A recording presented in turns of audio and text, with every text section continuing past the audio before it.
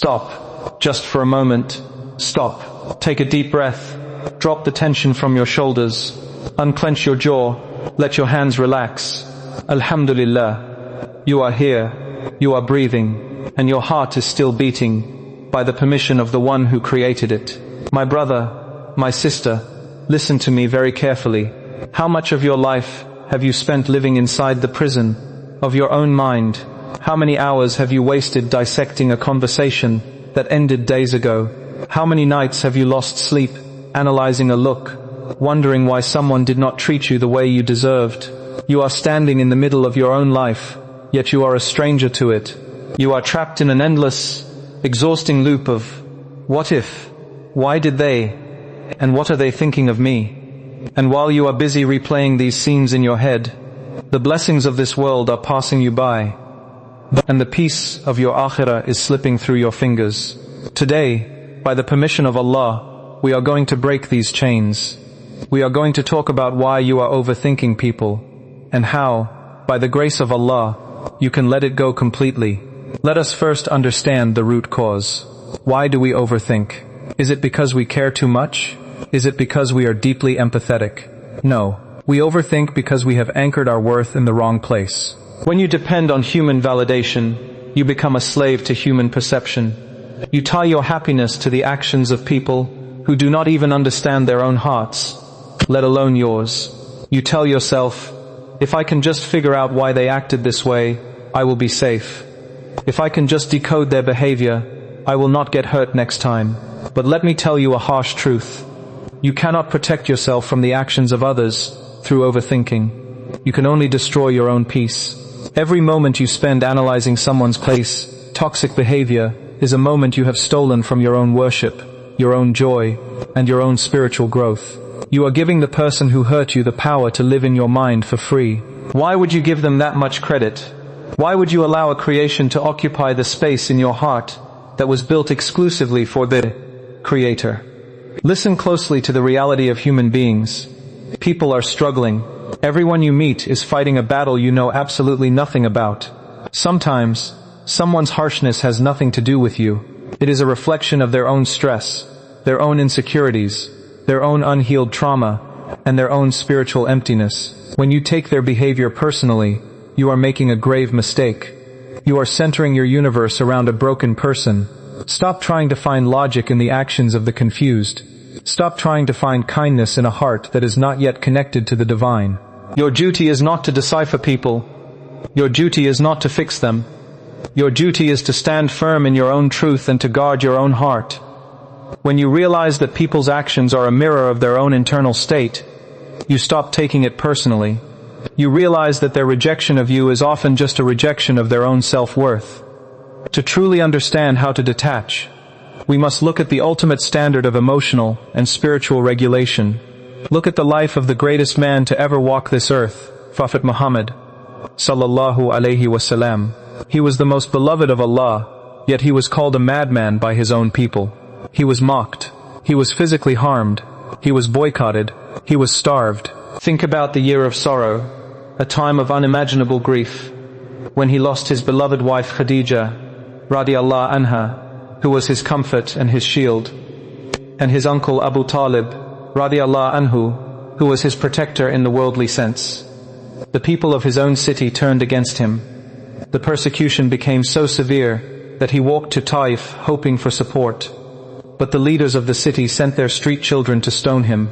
They stoned him until his blessed feet, sallallahu alaihi wasallam, were bleeding so badly that his shoes stuck to the ground. Imagine the physical pain. Imagine the emotional agony of being rejected by the very people you came to save. In that moment of ultimate vulnerability, sitting in a garden, exhausted, bleeding, and completely alone, Jibreel alayhi salam came to him. Jibreel alayhi salam said, "O Muhammad, if you wish, I will crush these people between the two mountains." This was a moment where any human being would have given in to anger, to overthinking, to a desire for revenge. The power to destroy his enemies was right there, offered by the heavens. But Prophet Muhammad, sallallahu alaihi wasallam, did not overthink their hatred. He did not let their darkness dim his light.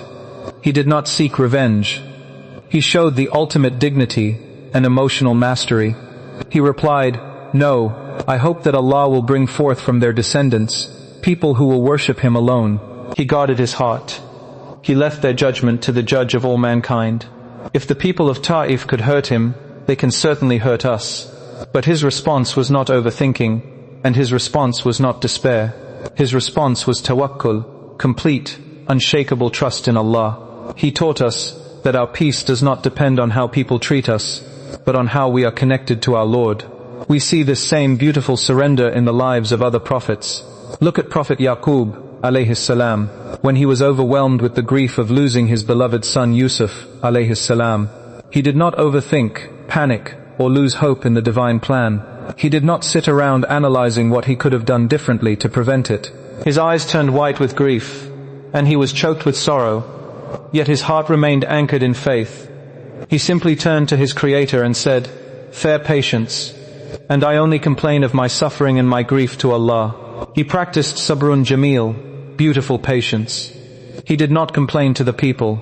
He did not overanalyze the situation with his neighbors. He poured his broken heart directly to the one who could fix it. He understood that human ears cannot provide divine comfort.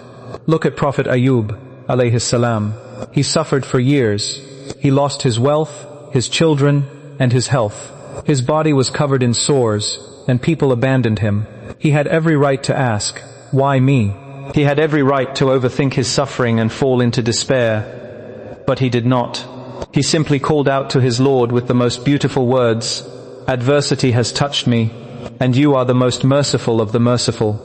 He did not demand an explanation. He did not try to figure out the mechanics of his test. He just reminded himself of the mercy of the one who was testing him. When you overthink your pain, you are focusing on the pain. When you remember the mercy of Allah, you are focusing on the healer. So, how do we practically let go? How do we clean our minds and reclaim our peace? It is not by simply deciding to stop thinking. The mind will not just shut off. It is by changing what you are thinking about, and by shifting your spiritual focus. The first step is to surrender the motives. When a negative thought about someone enters your head, when you feel that familiar spike of anxiety about what they meant or what they are doing, immediately stop. Take a breath and say, "Ya Allah, you know their heart, and you know mine. I surrender this concern to you. I leave their judgment to you." This is not just a phrase. This is an act of spiritual liberation. You are taking the heavy burden of playing God off your shoulders and placing it back where it belongs. You are admitting that you do not have the capacity to judge, and you are trusting the one who does. Make this a daily habit. Every time the loop starts, interrupt it with this dhikr. The second step is the power of distance. If someone is constantly disrupting your inner peace, if their presence or their digital presence brings you anxiety, create distance. You do not have to be rude. You do not have to seek revenge. You do not have to announce your departure. Just quietly guard your heart. Mute them. Step away. Protect your energy. Prophet Muhammad sallallahu alaihi wasallam taught us to be dignified. Dignity means knowing when to walk away from a space that is noisy, chaotic, and harmful to your soul. You are not responsible for fixing everyone's behavior, but you are absolutely responsible for protecting your own heart. The heart is the vessel of your faith. If you allow toxic people to constantly pollute it, your connection with Allah will weaken. Guard your heart as if your faith depends on it, because it does. The third step is to focus intensely on the Creator. The more you fill your heart with the love of Allah, the less room there is for the obsession with people. It is a simple law of spiritual physics. You cannot fill a cup that is already full. If your heart is full of the remembrance of Allah, there is no space left for the whispers of overthinking. When you are busy seeking the pleasure of the King of Kings, the opinions of mortals start to feel very small, because they are very small. Why are you so worried about what a created being thinks of you? When the Creator of the heavens and the earth is pleased with you, shift your focus.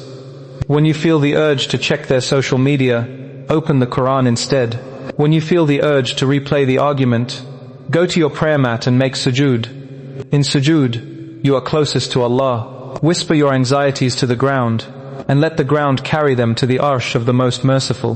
Find your ultimate comfort in the night prayer, in tahajjud. when the world is asleep and you are alone with your Lord.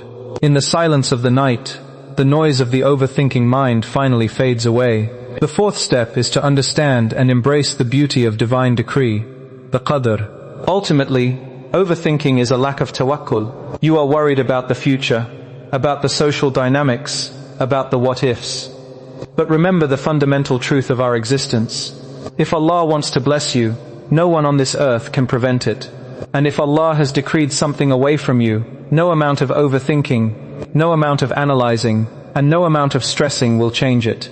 What is meant for you will never miss you, and what misses you was never meant for you. Think about the story of Prophet Musa alayhi salam and Khidr alayhi salam.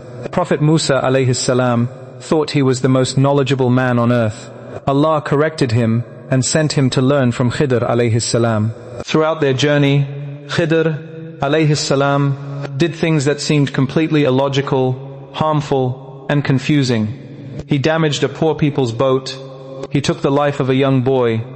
He rebuilt a wall for a town that refused to host them. Prophet Musa alayhi salam could not understand the actions. He overanalyzed them based on his limited human perspective. But at the end of the journey, Khidr alayhi salam revealed the hidden reality. The boat was damaged to save it from a tyrannical king who was seizing every perfect boat by force. The wall was built to protect the treasure of 2 orphan boys until they grew up. The reality behind the scenes was entirely different from what the eyes could see. My brother, my sister, you are like Musa alayhi salam in this world. You are looking at the events of your life through a very small, limited keyhole. You see the pain, the rejection, the confusion, and you overthink it. You think, why is this happening? Why did they do this? But you cannot see the back of the tapestry. You cannot see the hidden mercies, the protected destinies, and the divine plans that Allah is weaving for you. When you overthink, you are essentially telling Allah that His plan is flawed and that your limited human mind knows better. Surrender to the qadr. Trust the architect. The one who orchestrated the perfect rotation of the galaxies knows exactly how to orchestrate the events of your life. Let go of the need to have all the answers. Let go of the need to be understood by everyone. You were not put on this earth to be understood by people. You were put on this earth to be obedient to Allah. If Allah is pleased with you, it does not matter if the whole world misunderstands you.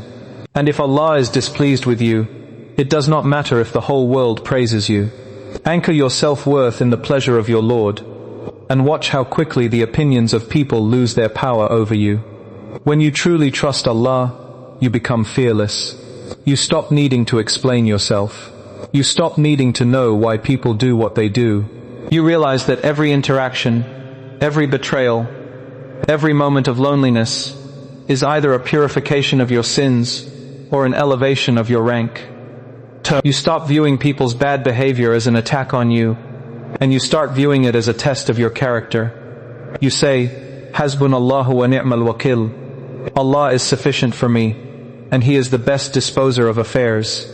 You say, La hawla wa la quwwata illa billah. There is no power and no strength except with Allah. These are not just words to be muttered on the tongue. They are the ultimate weapons against the anxiety of the mind.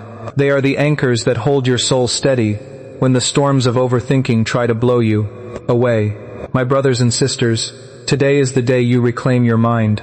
Today is the day you decide that your peace is worth more than someone else's approval. Do not let the shadows of other people's flaws darken your bright future.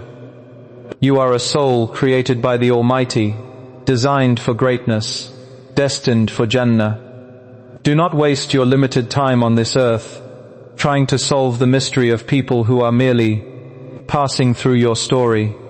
They are just characters in your test, not the authors of your destiny. The only author is Allah. Turn to your prayer mat.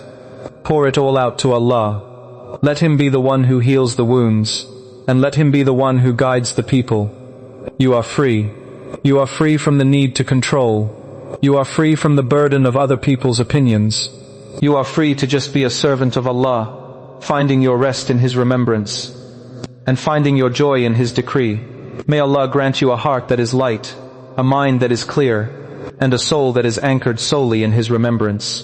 May Allah protect you from the whispers of shaitan, from the anxiety of the dunya, and from the trap of overthinking. May He replace your stress with sukoon, your confusion with clarity, and your fear with unshakable tawakkul. May He make you among those who, when they are tested, say, Inna lillahi wa inna ilayhi raji'un, and truly mean it. May Allah bless our beloved Prophet Muhammad sallallahu alaihi wasallam, and grant us the honor of drinking from his blessed hands at the Kawthar on the Day of Judgment. Alhamdulillah. May the peace, mercy, and blessings of Allah be upon you all.